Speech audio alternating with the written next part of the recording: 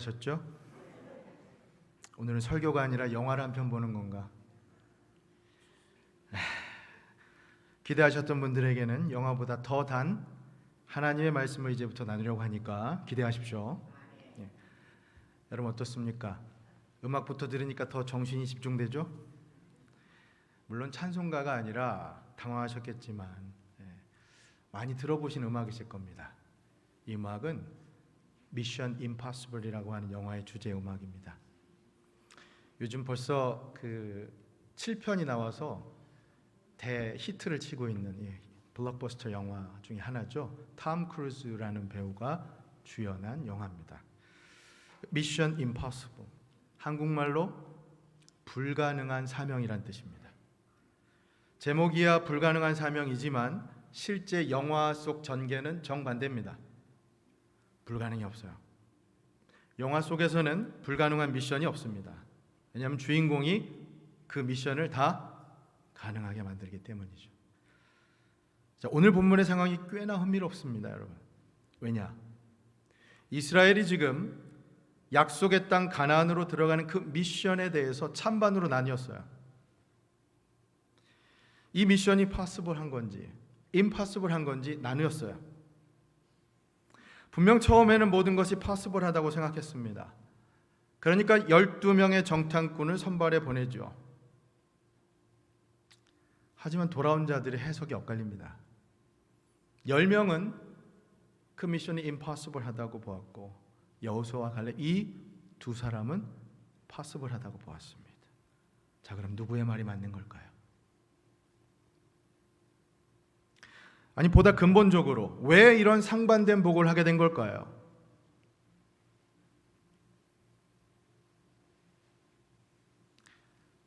여러분, 살다 보면 우리 이런 경험 많이 하죠. 나눠진 거. 그때 우리는 어떻게 결정해야 할까요? 어떻게 선택해야 할까요? 혹시 우리 교회 지금 당면한 문제 아닙니까? 몇 해 전이었습니다. 캘리포니아 한 도시를 여행하고 돌아오신 한 성도님께서 말씀해 주시기를, 목사님, 거기요 제가 지금까지 가본 것 중에서 제일 좋은 데예요. 제일 아름다운 곳이에요. 목사님 꼭 가보셔야 돼요. 저 나중에 거기서 살 거예요. 우연히 일치일까요? 얼마 지나지 않아서 그곳에서 이주한 한 성도님을 만났어요. 말씀하시기를, 목사님, 거기가요 날씨는 좋은데 사람이 너무 드라이해요. 인심이 얼마나 각박한지 몰라요. 물가는 또 얼마나 비싼데요. 오래 살 데가 못 돼요. 분명 똑같은 곳인데 서로 다른 평가를 하는 두 분을 만나고 나서 제가 어리둥절하지 않을 수가 없었어요. 제가 직접 가보지 않고서 이거 어떻게 해야 되는 건가 결정을 내릴 수 없는 거죠. 여러분, 살다 보면 우리 이런 경험 자주 하지 않습니까? 분명 똑같은 것인데 평가는 다릅니다. 분명 똑같은 사람인데 얘기가 다릅니다. 누구 말이 맞는 걸까요? 오늘 본문을 봐도 비슷한 상황이 전개됩니다. 분명 똑같은 가나안, 약속의 땅입니다. 근데 어떤 이는 부정적으로 평가하고 어떤 이는 긍정적으로 평가합니다. 도대체 이유가 뭘까요? 서로 다른 평가를 만들어내는 이유 말입니다. 자, 다른 상황은 모르겠고요. 오늘 이 본문 안에서만 보면, 결론부터 말씀드리면, 이 가나안 땅에 대한 평가의 차이, 그것은 우리 인생, 우리 신앙에서 가장 중요하게 여겨야 하는 바로 믿음, 그것의 차이였습니다. 믿음의 있고 없음이 다른 의견을 만들어냈습니다. 믿음의 렌즈를 끼었는가 안 끼었는가, 그것이 이 가나안에 대한 의견 차이, 아니 한 민족의 역사, 아니 한 나라의 역사를 송두리째 바꿔버렸습니다. 왜냐? 그 결정 때문에 이후 40년 동안 그들은 광야에서 방황을 해야 했기 때문입니다. 여러분 생각해 보십시오.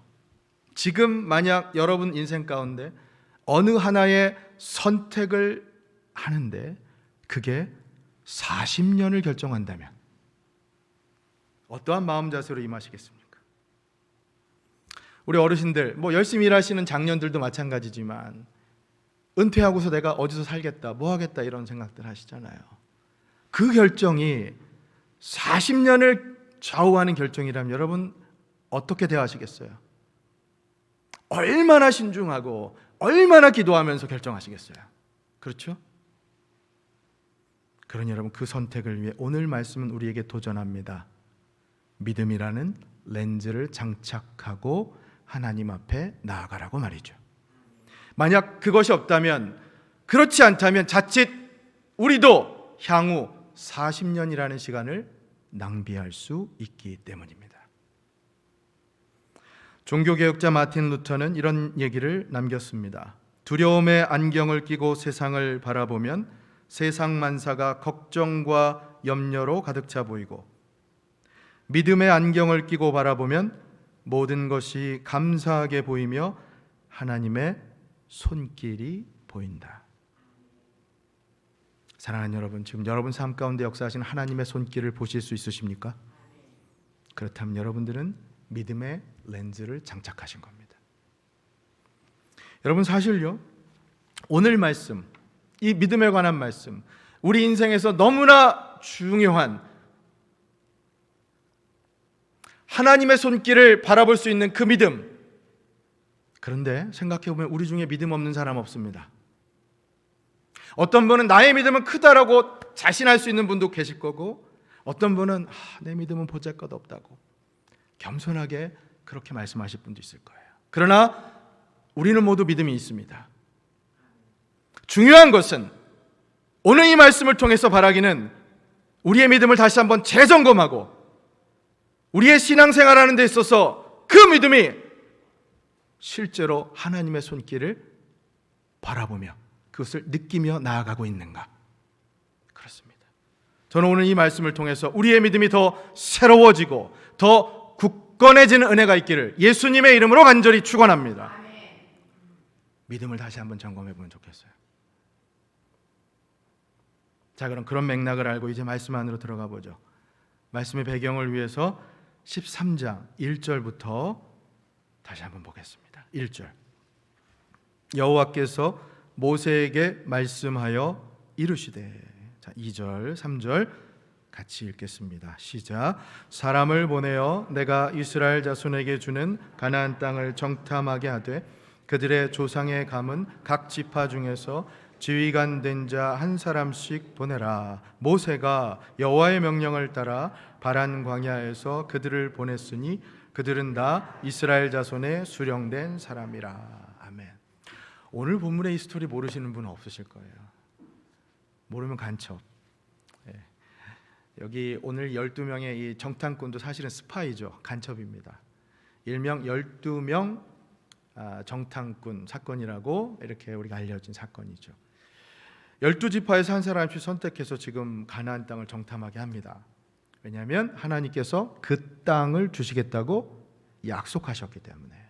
2절 말씀 보면요, 뭐라고 되어 있냐면 사람을 보내어서 내가 이스라엘 자손에게 주는, 이렇게 말씀하세요.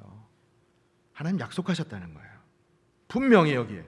근데 문제는 그 약속을 어떻게 받아들이냐는 거죠. 하나님 약속하셨거든요. 근데 그 약속을 믿느냐 못 믿느냐는 겁니다. 자, 30절과 31절 한번 볼까요? 오늘 본문으로 들어와서 이 약속을 믿느냐 안 믿느냐, 이것이 가능하다 불가능하다라고 하는 이 두 가지의 상반된 보고를 아주 확연하게 대조하면서 보여줍니다. 30절 갈렙이 이렇게 얘기해요. 갈렙이 모세 앞에서 백성을 조용하게 하고 이르되 우리가 곧 올라가서 그 땅을 취하자. 그리고 뭐라고 얘기하죠? 능히 이기리라.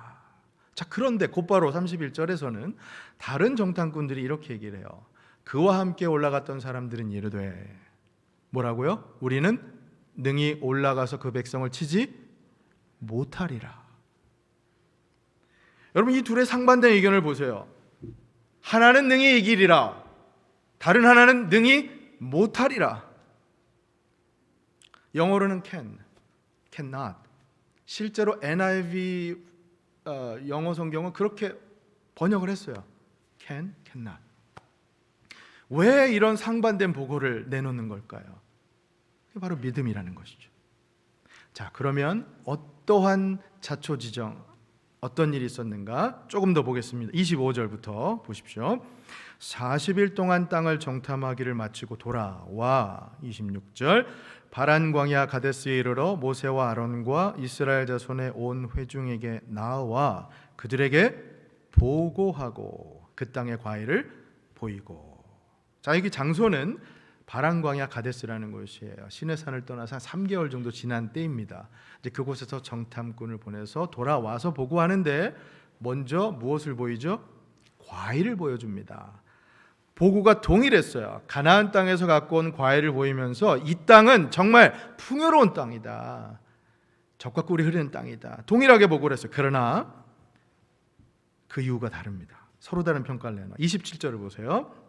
모세에게 말하여 이르되 당신이 우리를 보낸 땅에 간즉 과연 그 땅에 젖과 꿀이 흐르는데 이것은 그 땅의 과일이니이다. 자, 여기까지는 좋아요. 아무 문제가 없어요. 그 다음이 문제예요. 28절.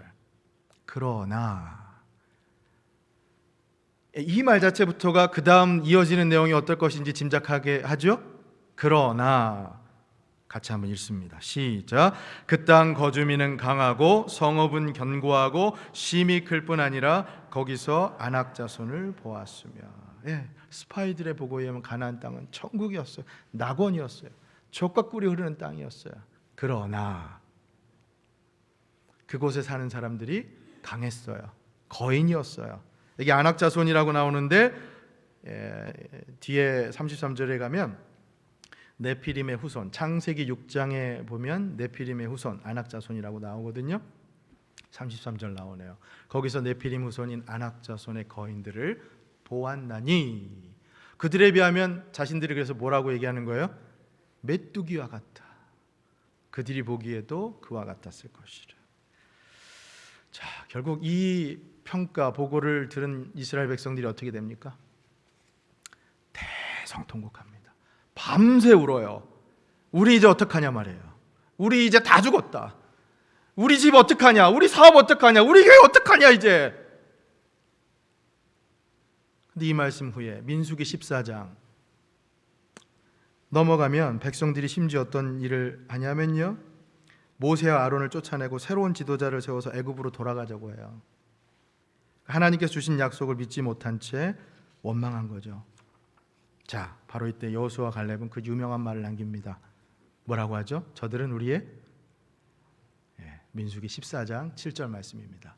우리 같이 한번 그 말씀을 보죠. 민수기 14장 9절입니다. 9절. 다만 여호와를 거역하지는 말라. 또 그 땅 백성을 두려워하지 말라. 그들은 우리의 목이라.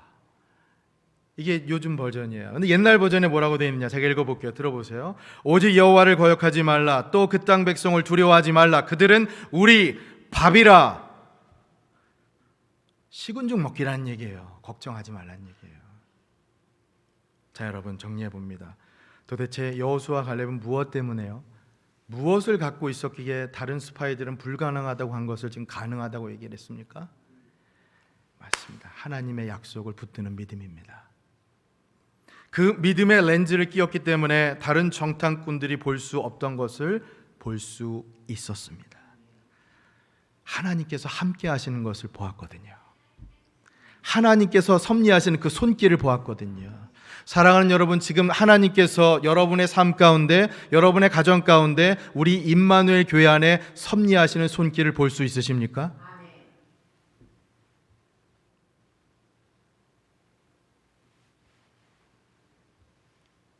사실요, 이 차이가 너무나 큰 차이를 만들어냅니다.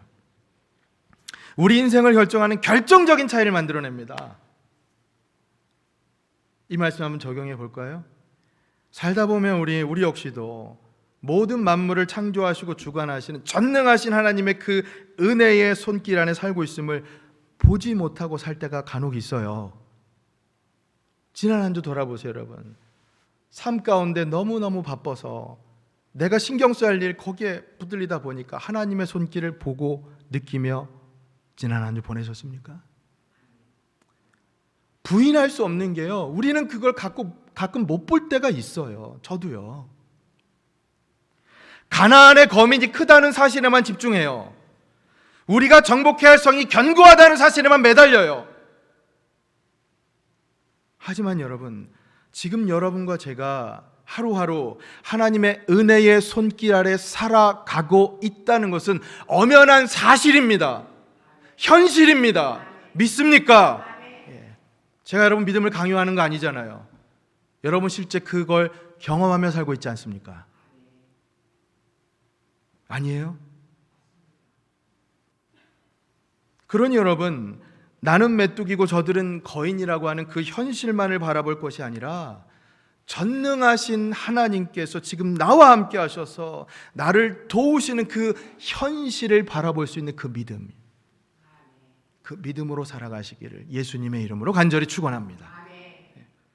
내 힘으로 나 혼자서 해결해 보겠다는 생각을 다 버리고요, 바로 그때가 우리 전능하신 하나님께서 일하기 시작하실 때임을 기억하시고 그 하나님의 손길을 볼 수 있는 믿음으로 살아가는 여러분과 제가 될 수 있기를 예수님의 이름으로 간절히 축원합니다.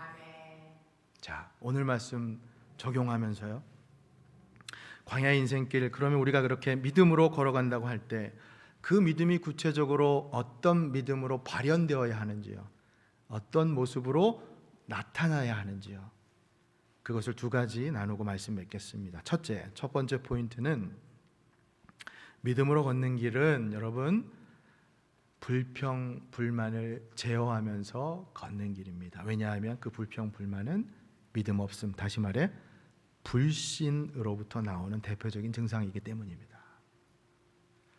여러분 오늘 말씀 기억해 보세요. 12명의 스파이들은 못한다, 안 된다, 계속해서 그 얘기를 하죠. 근데 참 어처구니 없는 게 그런 부정적인 태도가 전염성도 커요. 쉽게 더 퍼진다는 겁니다. 왜냐하면 10명의 정탐꾼들 인해서 이스라엘의 온 백성들이 결국 그 부정적인 평가를 듣고 그들도 불평하고 원망하고 결국에는 광야 40년까지 가야 하는 것으로 결정됐잖아요. 그러니 여러분, 불신, 불평, 그리고 그 결과로 이어지는 불행, 이 3불 한 세트입니다. 불신, 불평, 불행. 여러분, 이게 다른 사람한테도 쉽게 전염이 돼요. 조심하십시오. 그러니 나의 불신이 나의 불행으로 끝나지 않아요. 나의 불신은 나의 불평을 넘어 나의 사랑하는 가족의 불행까지도 이어질 수 있어요. 오늘 말씀이 그걸 증명하잖아요, 여러분. 왜냐하면 전염되거든요. 여러분 그거 아세요? 불평 불신하는 사람은 과장도 잘해요. 오늘 말씀 보면 32절에 이런 말씀이 있어요. 32절 한번 보세요.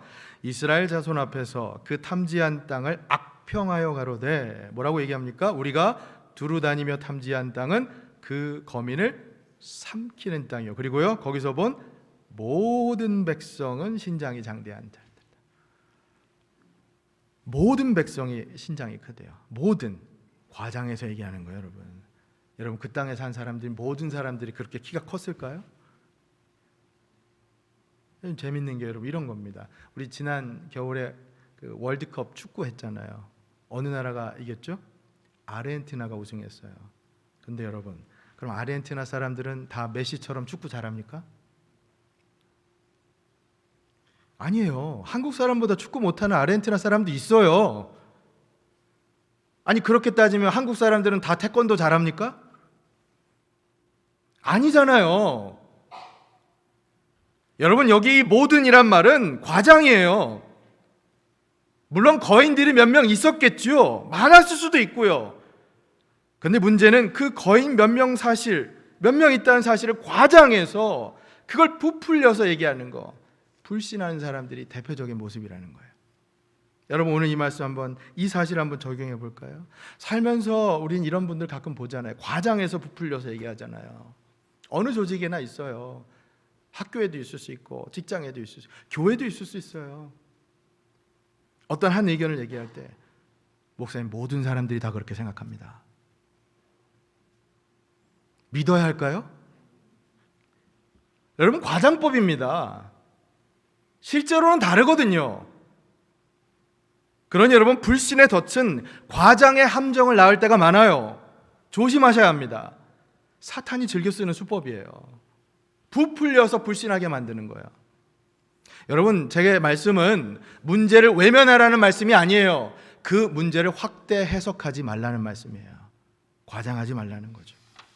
여러분, 이 불평불만하는 이 모습이요, 이게 바로 불신의 모습이에요.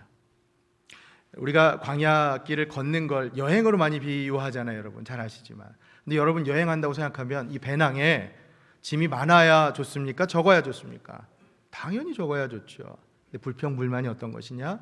우리의 배낭에 무거운 돌덩어리를 더 짊어지고 가는 것과 똑같아요. 여러분, 가뜩이나 사기가 충천해서 나아가도 모자를 판에, 기쁘고 즐겁게 이 길을 가도 모자를 판에 불평불만하면서 더 어깨를 쭉 늘어뜨리면서 가는 것, 그런 모습을 결코 옳은 모습이 아니라고 하는 것이죠. 여러분, 이스라엘이 그랬어요. 그들은 불평하고 불만했잖아요. 급기야 애굽으로 돌아가자고까지 원망했잖아요. 여러분, 근데 이 모습 잘 보세요. 어떻게 보면 우리의 모습 아닙니까? 살다 보면 우리 이럴 때 많잖아요. 지금 그들이 자신의 불신앙으로 재구성한 가상의 현실 때문에 불평하고 원망하는 거잖아요. 제 말씀, 여러분, 이들이 지금 실제 일어나고 있는 현실 때문에 원망하는 겁니까? 앞으로 그런 일이 있을 것 같다고 두려워하고 원망하는 겁니까? 아직 일어나지 않은 일에 대해서 지금 두려워하고 원망하고 있는 거예요. 그렇습니다. 여러분, 살다 보면 우리 이럴 때가 너무 많잖아요.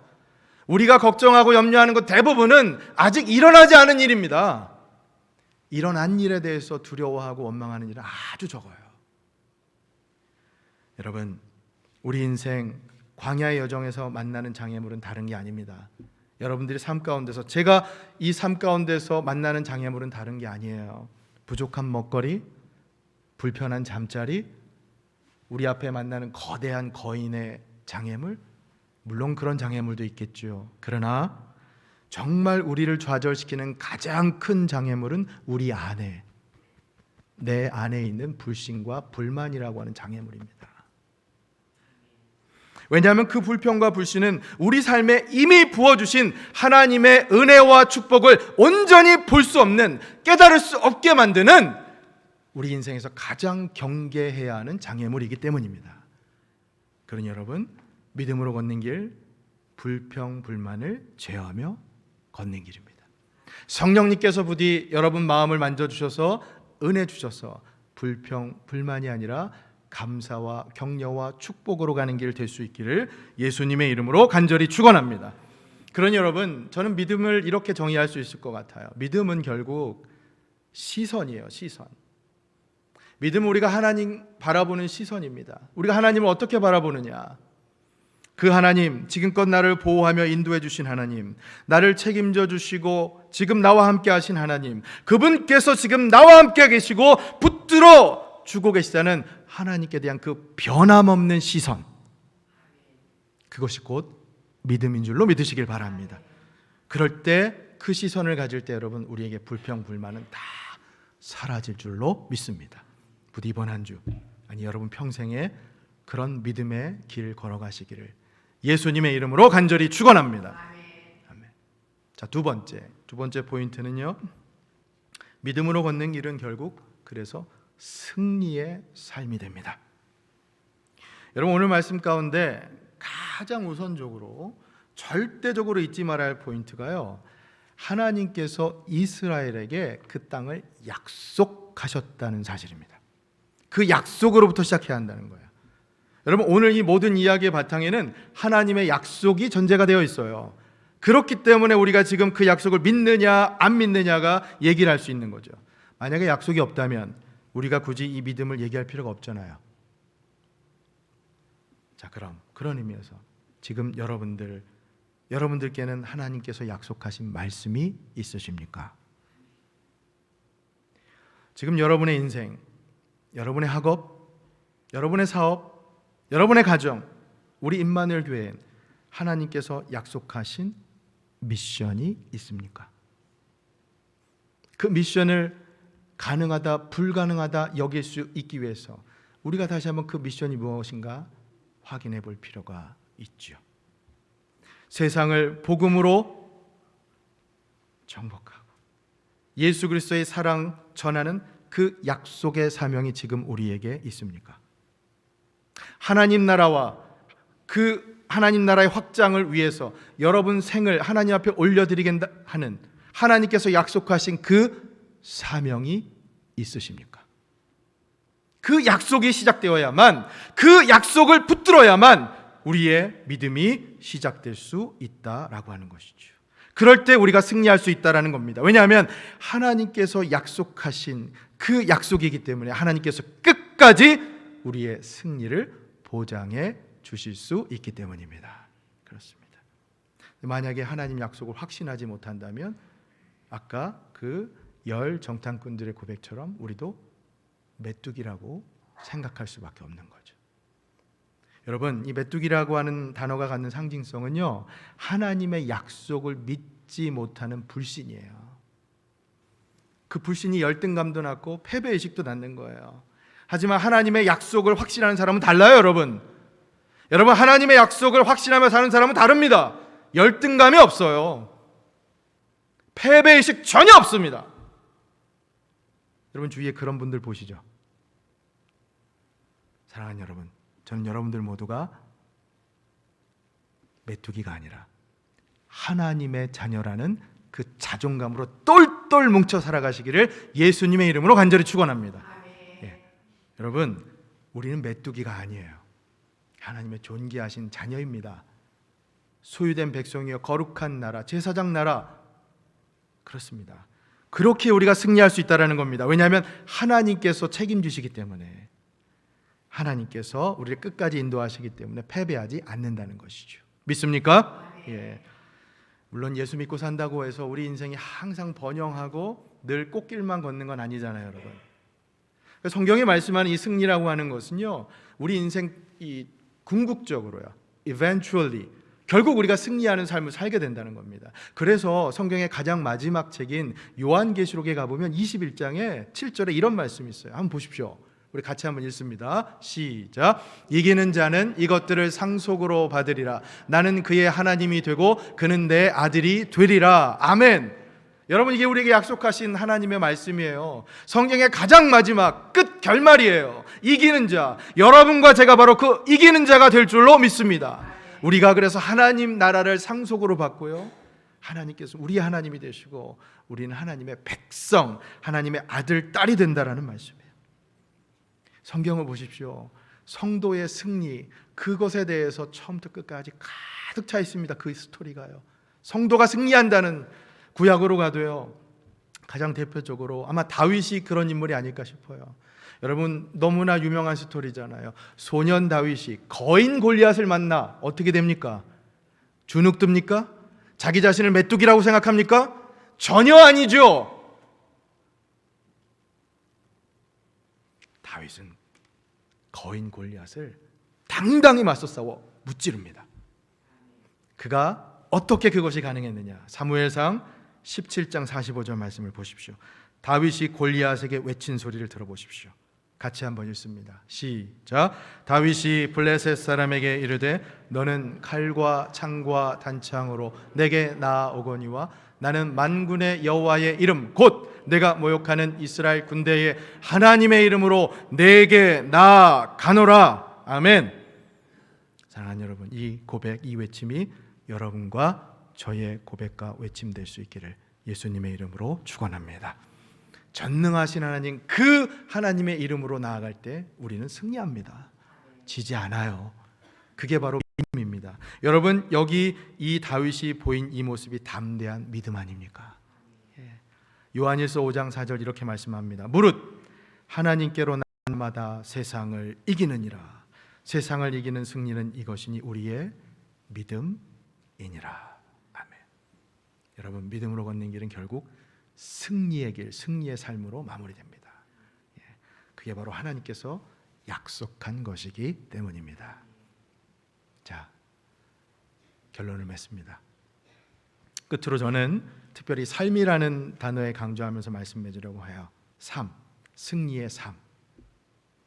여러분, 믿음에 관한 말씀 중에 우리가 참 많이 하는 말씀, 오직 의인은 믿음으로 말미암아 살리라. 아마 믿음을 강조하는 성경 말씀 중에 가장 유명한 말씀 중에 하나일 것 같아요. 오직 의인은 믿음으로 말미암아 살리라.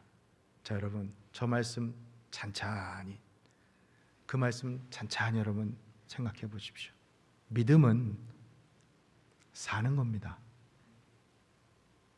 믿음은 삶이에요. 의인은 믿음으로 말미암아 살리라. 여러분, 오늘 제가 하나님의 말씀 설교를 통해서 여러분 가운데 믿음을 전했습니다. 근데 이 말씀이 여러분 머릿속에만 맴도는 생각과 아이디어로 인지하는 것으로 끝나면 그건 믿음이 아니에요. 믿음은 여러분 삶 가운데 살아내는 것입니다. 믿음으로 말미암아 살리라. 사랑하는 여러분, 이번 한 주, 아니 여러분 평생, 아니 앞으로 40년 그 믿음으로 여러분 인생을 살아내시기를 예수님의 이름으로 간절히 축원합니다. 그럴 때 여러분 삶이 승리의 삶으로 완성됩니다. 여러분, 성도는 결국 이기는 자입니다. 여러분과 제가 승리하는 자입니다. 그러니 우리 찬송가 가사처럼 주의 십자가 이번 한 주도 더욱 든든히 붙드시고 최후 승리를 얻을 때까지 그 주의 십자가 바라보시면서 우리 광야의 인생길 이 한 주도 믿음으로 걸어가는 여러분과 저 우리 임마누엘 교회 될 수 있기를 예수님의 이름으로 간절히 축원합니다. 아멘. 우리 함께 찬양하겠습니다.